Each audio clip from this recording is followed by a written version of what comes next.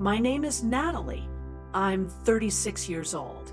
And for most of my adult life, I believed I was the lucky one. I married my college sweetheart. We built a home in North Carolina. 2 kids, a golden retriever, matching coffee mugs that said his and hers from the outside. We were that couple, the stable one, the ones people secretly envied.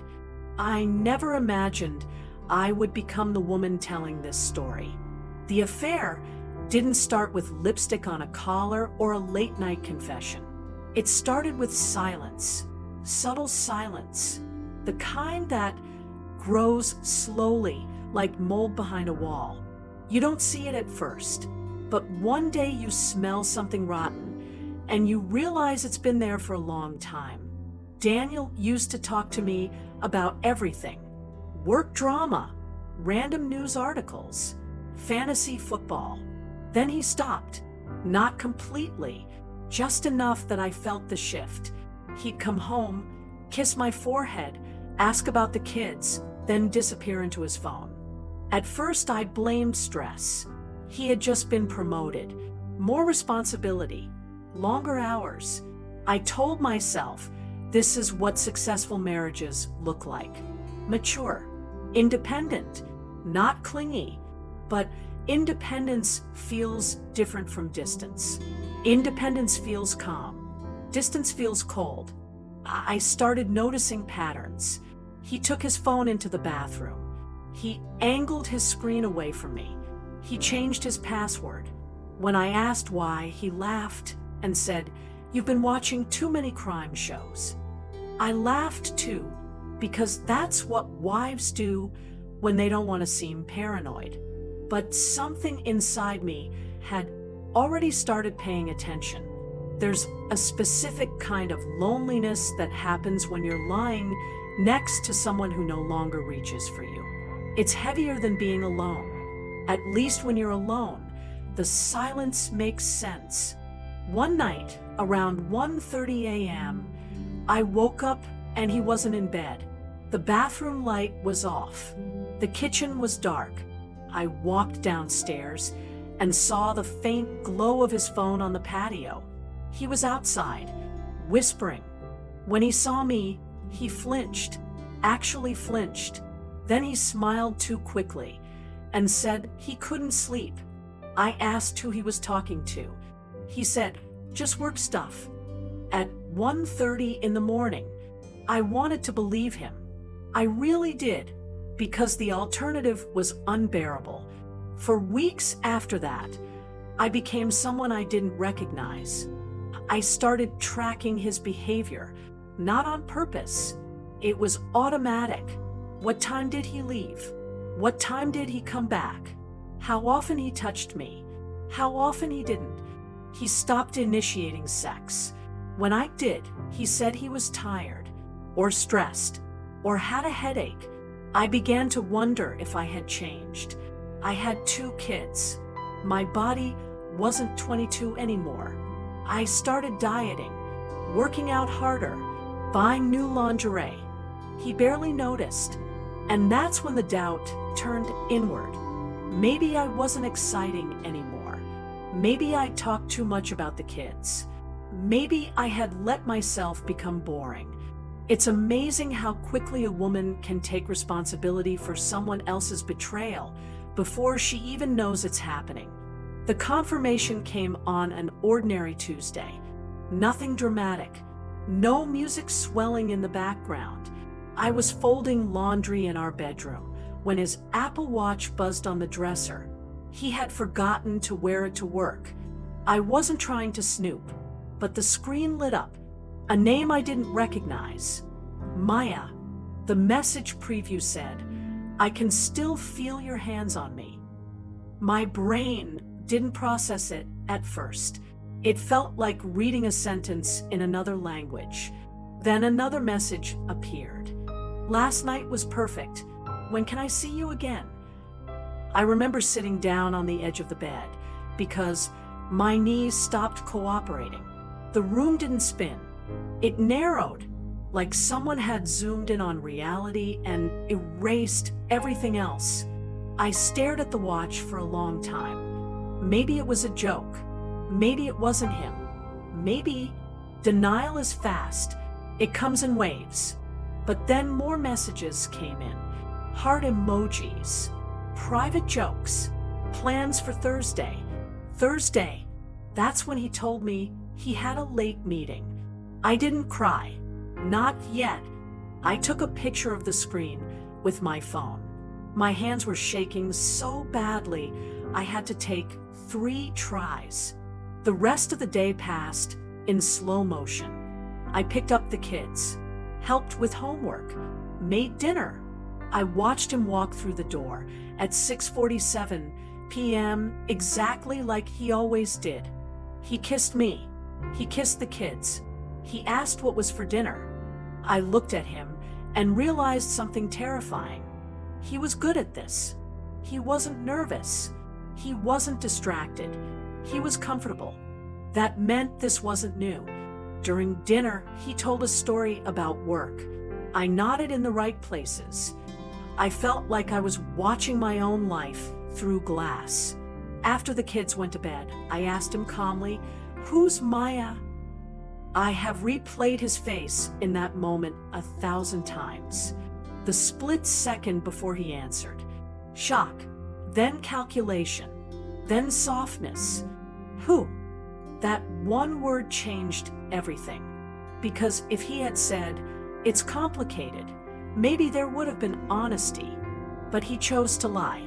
I said, "Your watch, the messages." Silence filled the room like smoke. Then he exhaled. "It's nothing. Nothing. There is nothing more insulting than calling betrayal nothing." I asked how long. He said, "A few months." Later I found out it had been almost a year. Almost a year of dinners, family photos, school events, movie nights, holidays. Almost a year of me sleeping next to a stranger. I expected rage to come first, but what came instead was humiliation. Who else knew? Did her friends know? Did his coworkers know? Was I the only one in the dark? He said it didn't mean anything, that it was just physical, that he loved me, that he never meant to hurt me. I asked him why. He said he felt disconnected. He said we had become roommates. He said he didn't feel desired. I wanted to scream. I had been begging for connection. I had been trying. But instead of saying that, I asked a different question. "Did you ever think about me when you were with her?" He didn't answer. And that silence told me everything. That night I didn't sleep. He tried to hold me. I moved away. Every time he touched me, my skin felt like it was burning. The next morning, I looked at myself in the mirror and saw a woman I barely recognized. Not because I was broken, but because something inside me had snapped into clarity. This wasn't just about sex. It was about respect, about loyalty, about the fact that for almost a year he had chosen another woman over the truth. And here's the part no one warns you about. The affair is one betrayal, but the gaslighting before you discover it, that's another. All the times he made me feel crazy. All the times he said I was overthinking. All the times he rolled his eyes. That damage runs deep. For the next 2 weeks, we lived in a strange in-between state. He promised to end it. He showed me texts where he told her it was over. She responded with anger, with threats to tell me everything. I almost laughed at that. I already knew enough. But ending an affair and repairing trust are not the same thing. He became overly attentive. Flowers, compliments, random hugs. It felt rehearsed. And every time his phone buzzed, my heart pounded. I hated who I was becoming. Suspicious, hyper-aware, checking call logs, watching his face when notifications came through. This wasn't marriage. This was surveillance. One evening, after the kids were asleep, I asked him to tell me the full truth. All of it. No minimo sink. He hesitated, and in that hesitation, I realized something devastating. I still didn't have the whole story. He hesitated, and in that hesitation, I realized something devastating. I still didn't have the whole story. I asked him again, calmly, "What aren't you telling me?" He rubbed his face like he was exhausted, like this was happening to him. There's nothing else. That was the moment I knew there was. When someone tells the truth, their body relaxes. When someone lies, they brace. He was bracing. Over the next few days, I started digging deeper. Not because I wanted to, because my peace depended on it. If I was going to decide the future of my marriage, I needed reality, not the edited version. Phone records don't lie. Credit card statements don't lie. People do. I accessed our joint account online one afternoon while the kids were at school. I wasn't looking for hotel charges. I was looking for patterns. And that's when I saw it. Monthly payments. Same amount. Every month. For 10 months. It wasn't a hotel. It wasn't a restaurant. It was rent. My stomach turned cold. Rent. I clicked into the transaction history. Same property management company. Same date each month. I stared at the screen for a long time, trying to find another explanation. There wasn't one. That evening, when he came home, I didn't ask gently, "Why are we paying rent on an apartment?" He froze, completely froze. And for the first time since this started, I saw real fear in his eyes. "It's not what you think." I almost laughed. "It's exactly what I think."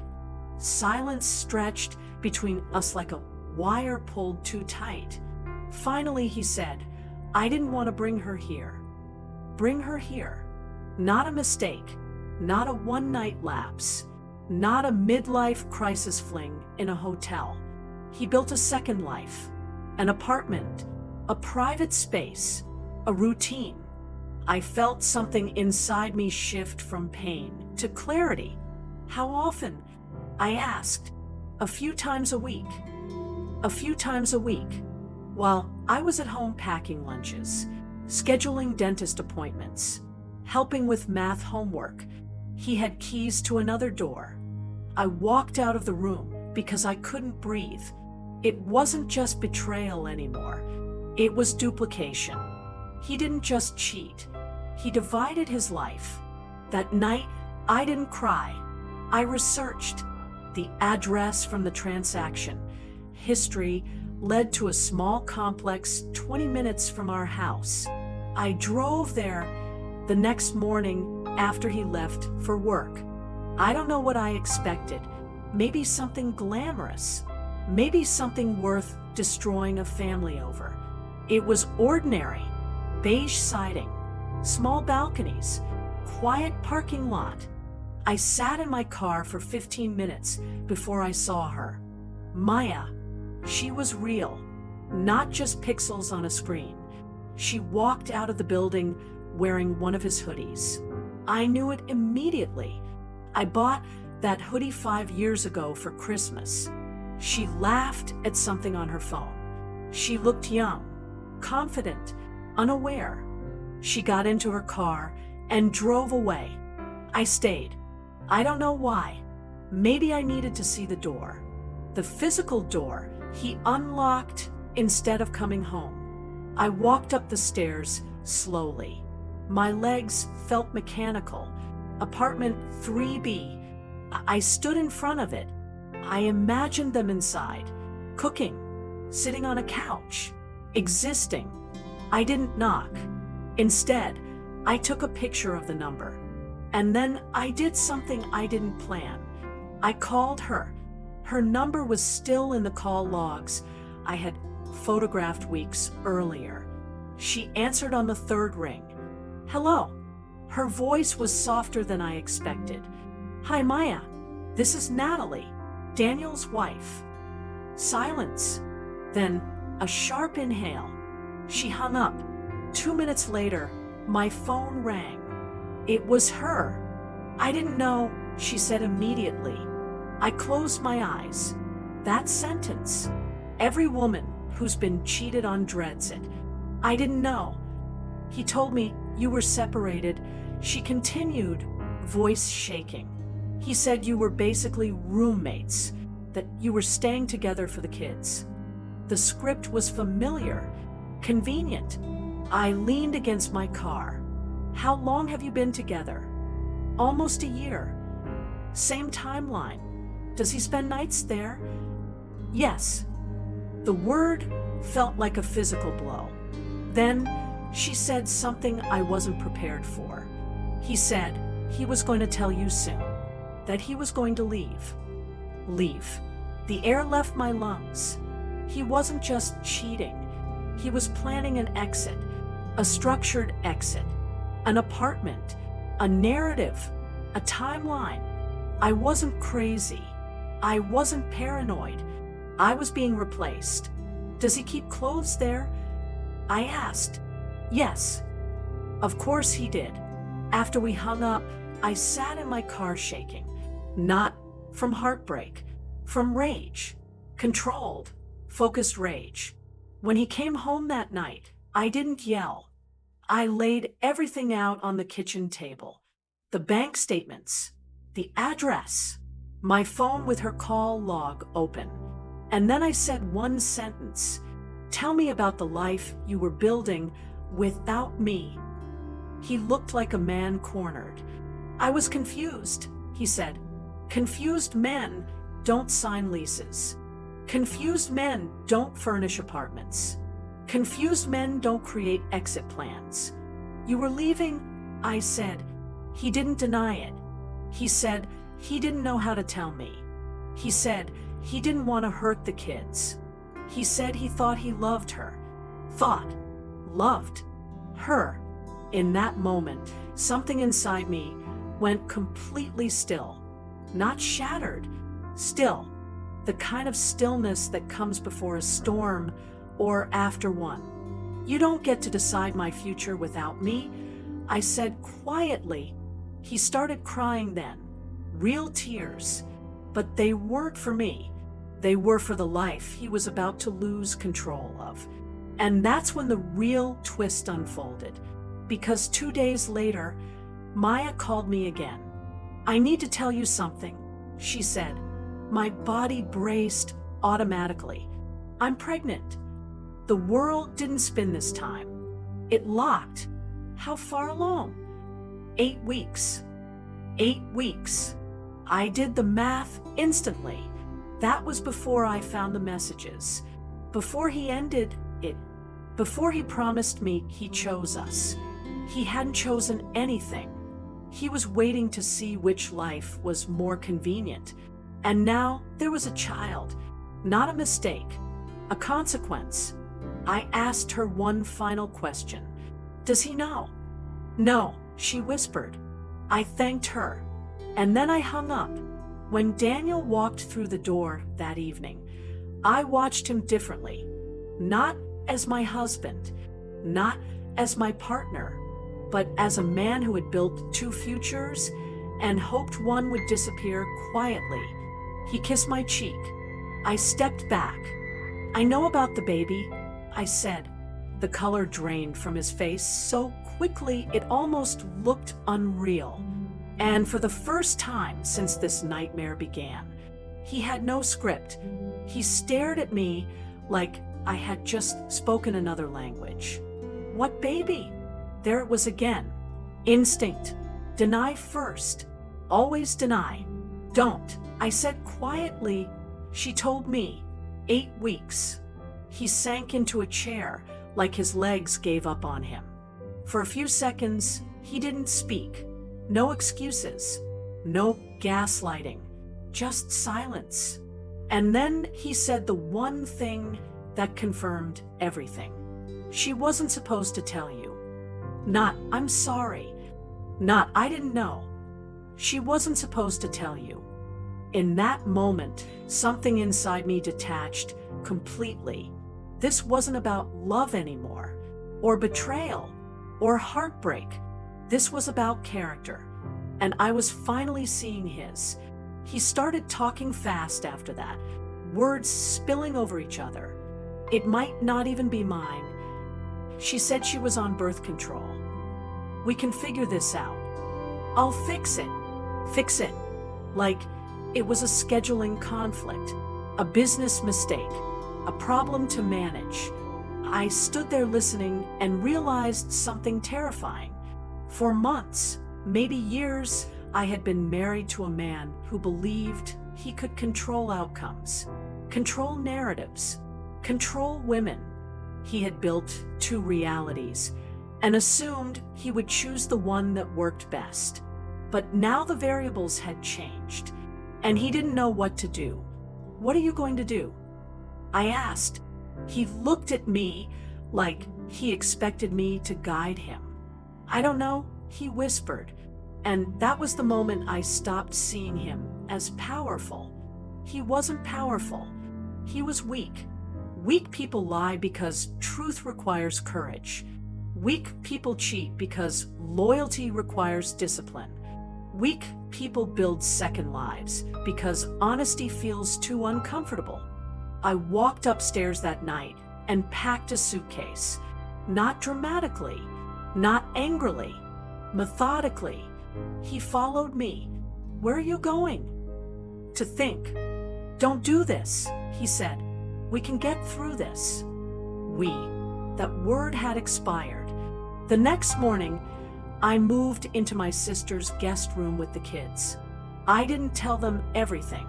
They're too young to carry adult sins. I just said Mom and Dad needed space.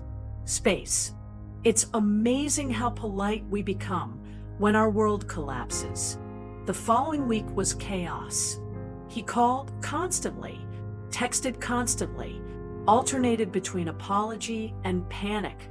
I'll end it for good. I'll support the baby, but stay with you. It doesn't have to change us. It doesn't have to change us. As if another child wouldn't permanently tie him to another woman.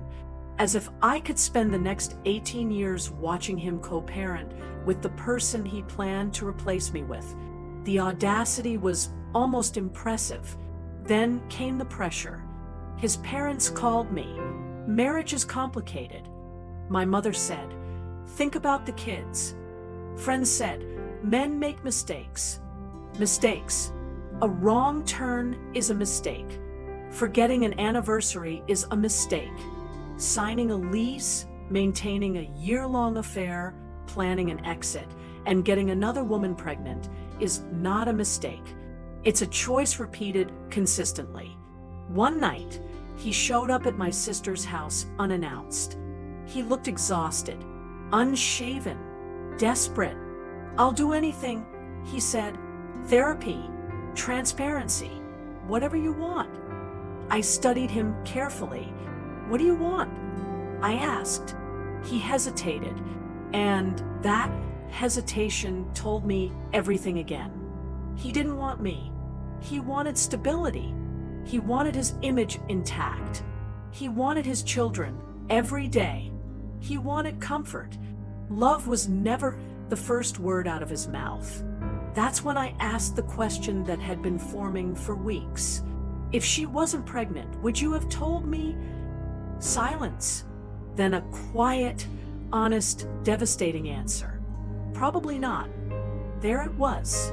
The truth. Not brave, not noble, but real. And strangely, that honesty brought me more peace than anything else. Because now I knew exactly what I was dealing with. Over the next month, reality unfolded quickly. Maya kept the baby.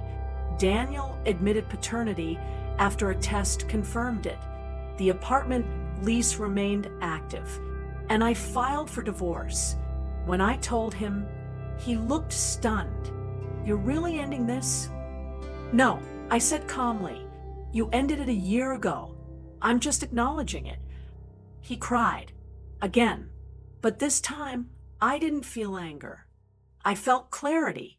The divorce process was brutal. Financial negotiations, custody schedules, lawyers dissecting 20 years of shared life like accountants dividing assets. But something unexpected happened during that time. I stopped feeling ashamed. I had carried humiliation for months. The imagined whispers, the judgment, the failure. But the more I spoke the truth out loud, the lighter I felt. He cheated. He lied. He built another life. Those sentences were not reflections of my worth. They were reflections of his character.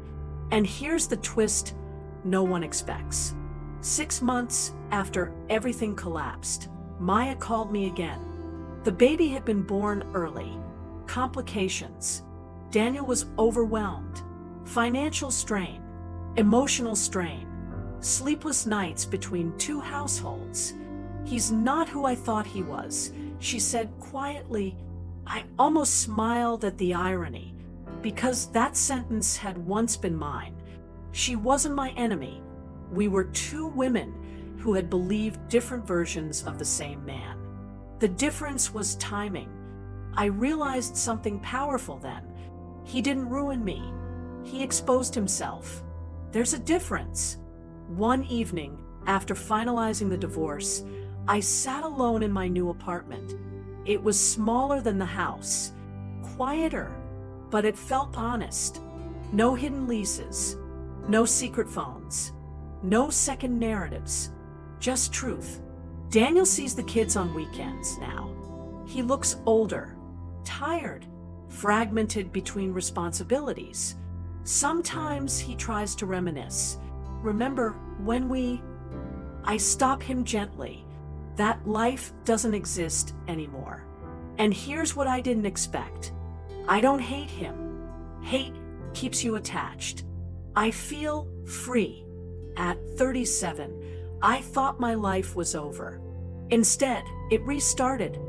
I started working again, not because I had to, because I wanted independence that didn't depend on anyone's loyalty.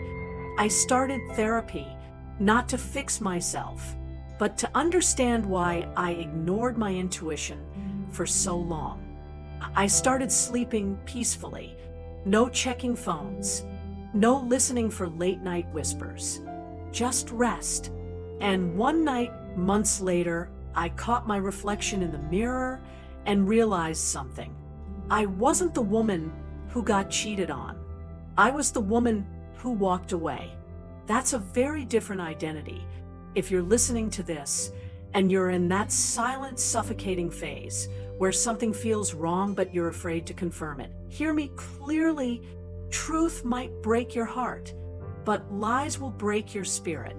And rebuilding a heart is easier than rebuilding yourself after years of shrinking. I didn't lose a husband. I lost an illusion, and illusions are expensive. Freedom, on the other hand, costs courage, but it pays back peace. The night the divorce was finalized, Daniel texted me. Not about the kids, not about paperwork. He wrote, "I made the biggest mistake of my life." For a second, the old version of me reacted. The wife, the fixer, the woman who used to absorb his emotions. But I didn't respond, because here's what people don't understand about betrayal. The real damage isn't the affair. It's the rewiring. You stop trusting your instincts. You replay conversations in your head. You question your memory. And I realized something terrifying one evening in therapy. I had known, not consciously, not clearly, but my body knew. The distance, the coldness, the slight irritation when I asked normal questions. My nervous system had been screaming while my mind was negotiating. And that realization hit harder than the pregnancy.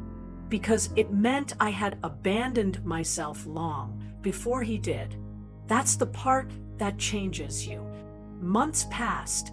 Daniel tried to be involved with both children, ours and the new baby. But reality doesn't care about fantasy. Divided attention creates divided presence. He looked thinner, more stressed. Financial pressure mounted. 2 households, child support, legal fees.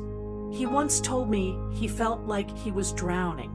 I almost asked, in which life?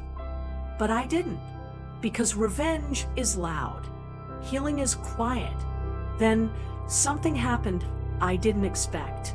I ran into Maya at a pediatric appointment. She was holding the baby. He was beautiful, innocent, completely unaware of the chaos that created him. For a split second, our eyes locked. There was no hatred, just recognition. She looked tired, vulnerable, different from the confident girl in the hoodie I saw months ago. "Hi," she said softly. "Hi." We stood there in uncomfortable honesty, and then she said something that stunned me. "He still talks about you." I didn't react. "He says you were his stability." Stability, not love, not passion. Stability. And suddenly everything became painfully clear. I wasn't replaced. I was outsourced. He didn't leave because I wasn't enough. He left because responsibility felt heavy and novelty felt easy.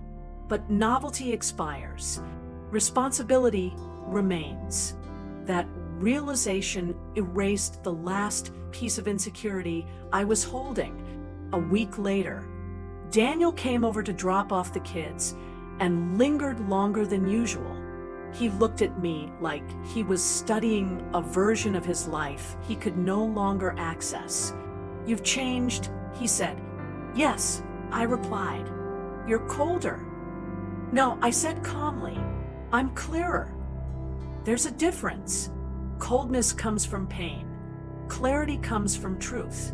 He told me he regretted everything, that the apartment felt empty, that life felt chaotic, that he wished he had fought for us instead of escaping. And for the first time since all of this began, I felt something unexpected. Not anger, not sadness, power, because regret only exists when access is gone. He didn't value me when I was available. He valued me when I became unreachable. That's not love. That's ego loss. One night, long after the kids were asleep, I sat alone and asked myself the hardest question. If he came back completely broken, completely repentant, completely ready, would I take him back? And the answer came quickly. No, not because I hate him, but because I love myself more now. And that sentence would have terrified the old me.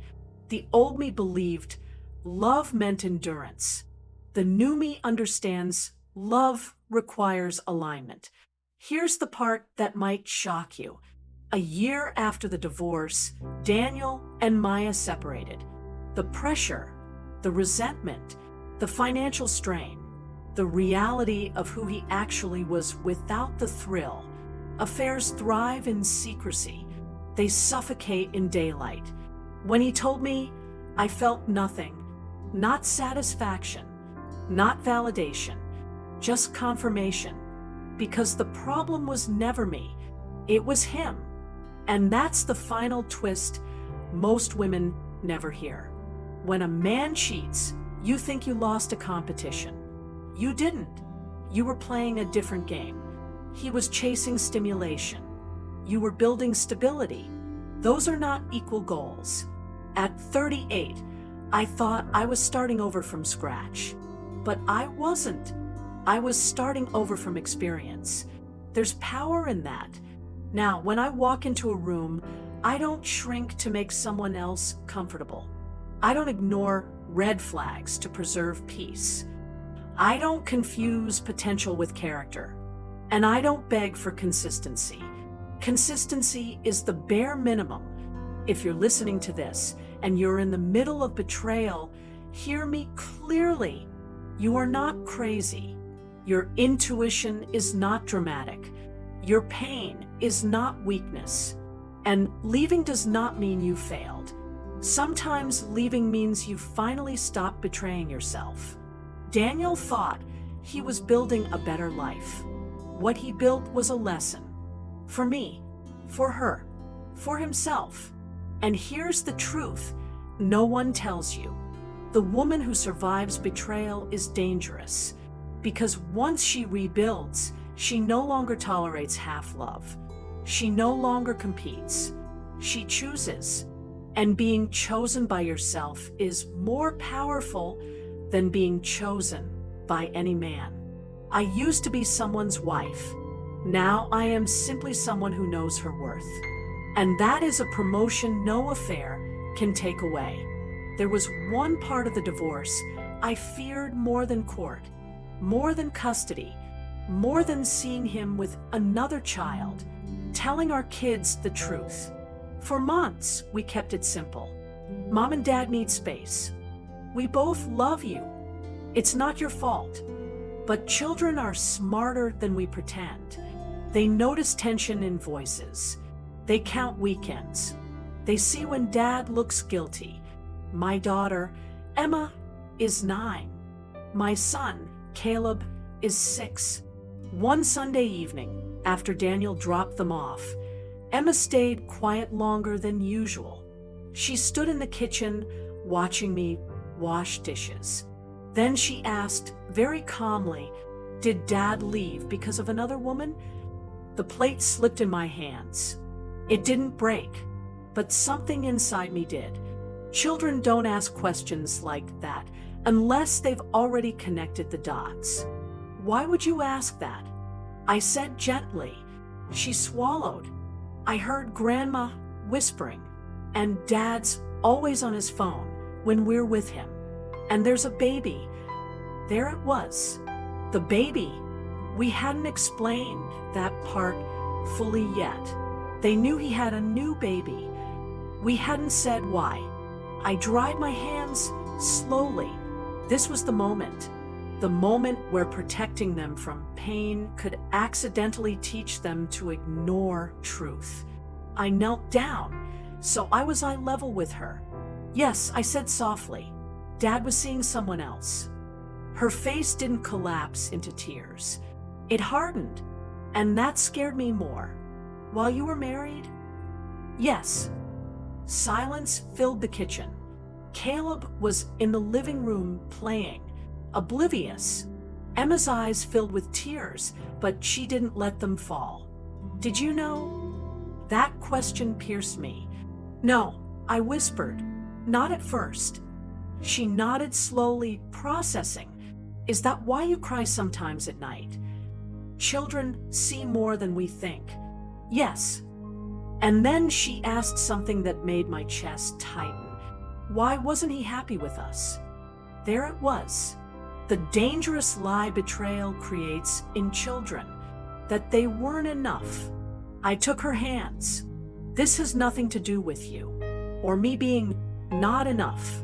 Sometimes adults make selfish choices. That's about them, not about the family." Her voice shook. "Is he going to leave us too?" That question carried more fear than anger. "No," I said firmly. "He loves you, even if he made bad decisions." She finally cried then, not loudly, just quietly. And when she wrapped her arms around me, I realized something devastating. Infidelity doesn't just break marriages. It fractures a child's sense of stability. That night, Caleb overheard us talking.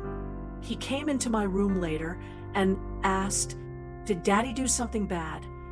I sat him on my lap. "Yes," I said carefully. "Daddy made a choice that hurt our family." "Like when I lie?" "Yes," I said, "but bigger." He thought about that. "Is he in trouble?" that innocence. In a way, I said, grown-ups have consequences too. He nodded seriously. Then he asked the question that broke me completely. Are you still a family? I pulled him close. Yes, we are still a family, just shaped differently. That was the hardest sentence I've ever spoken.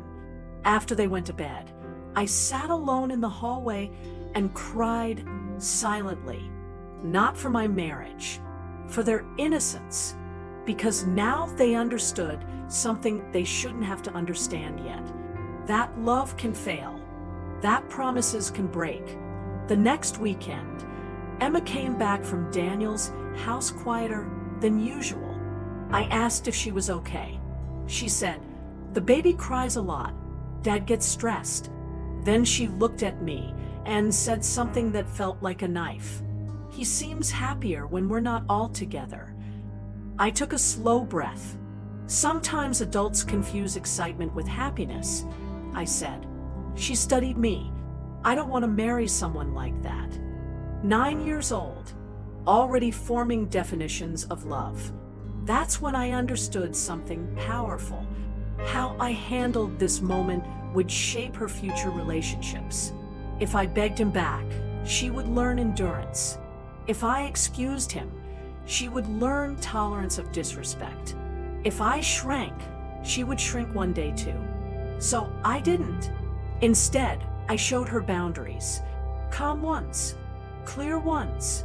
When Daniel tried to hug me at a school event, I stepped back politely. When he tried to joke like old times, I kept it brief. Not cruel, just firm. Emma watched all of it. One night she said, "You don't look sad anymore." I smiled softly. "I'm not." "You don't miss him?" I thought carefully. "I miss who I thought he was." She nodded like she understood more than a child should. And then she said something that confirmed I had made the right choice. "I think you're stronger now." That sentence healed something in me, because betrayal could have taught her that women endure. Instead, she saw that women choose. Caleb still draws pictures of all of us together, sometimes, for stick figures holding hands. I keep them, not because I want that version back, but because it reminds me what I'm protecting. Their understanding of love, their belief in honesty, their expectation of respect. Daniel once complained that I turned them against him. I didn't. Truth did. I never called him names, never poisoned them with anger. I just refused to lie. And here's the harsh reality. Children don't resent the parent who leaves. They resent the parent who breaks trust. Trust is their currency of safety. And once they see it crack, they never unsee it. The night Emma asked me, why wasn't he happy with us, changed everything. Because I realized something profound. I wasn't just rebuilding my life. I was rebuilding the model of love my children would follow. And that responsibility is heavier than any divorce decree. If you're listening and you're staying for the kids, ask yourself something hard. Are you showing them love, or are you showing them fear of being alone? Because they are watching, always watching. And one day, they will choose partners who mirror what they saw. I chose to show them this. Betrayal is painful, but self-respect is stronger.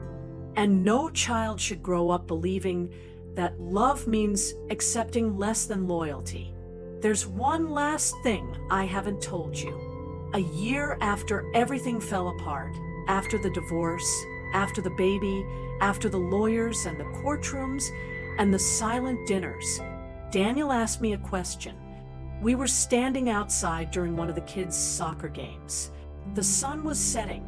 The field was loud. Parents cheering. Kids running.